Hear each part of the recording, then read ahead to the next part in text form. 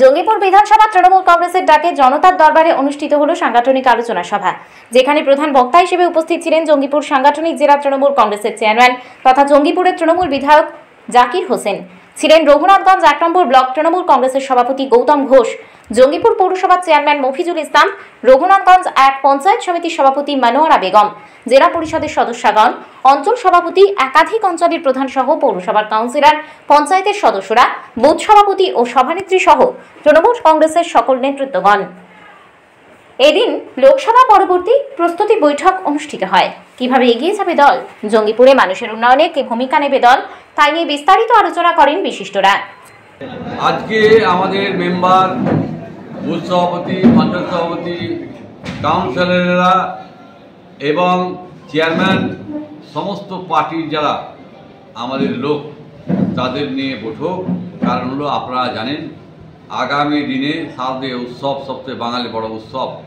এই উৎসবে মানুষ যারা গরিব মা বোনেরা শাড়ি পরতে পারে না, তাদেরকে শাড়ি দেওয়া হবে। কারণ হলো আমরা একজন জনসেবক, মাননীয় মুখ্যমন্ত্রী বলে আমার নেতা দরকার নেই, জনসেবক দরকার। আমি প্রতিবারই এই করি, তাই আগাম থেকে আমরা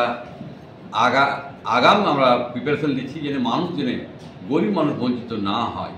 কারণ হলো আমরা চাই আমাদের কাছে কোনো দল নয়, আমাদেরকে গরিব মানুষ আসল, তাদের সেবা করাটাই আমাদের আসল কাজ। সেই কাজের জন্য আগে থেকে আমরা প্রস্তুতি নিয়ে মিটিং করছি এবং সকলকে বলে দেওয়া হলো পাড়াতে পাড়াতে গরিব মানুষ গিয়ে লিস্ট করে আমরা মানুষের কাছে এই শাড়ি পৌঁছে দেব। মানুষ দুর্গোৎসবে নতুন শাড়ি পরে যাবে, আমার এটা খুব খুশি হবে, তারা খুশি হলে আমি খুব খুশি হব। তাই মাননীয় মুখ্যমন্ত্রী সবসময় বলে মানুষের পাশে থাকো, মানুষের সেবা করো। আমরা মানুষের সেবা করার চেষ্টা করছি। খেলা দিবস আছে, 15 আগস্ট আমাদের রক্তদান শিবির আছে।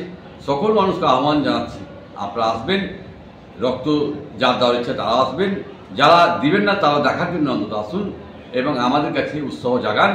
এবং খেলা দিবসে খেলাকে উৎসাহ দেওয়ার জন্য সকল মানুষের কাছে আবেদন জানাচ্ছি, আপনারা আসুন, আপনাদের কথা আমরা আছি।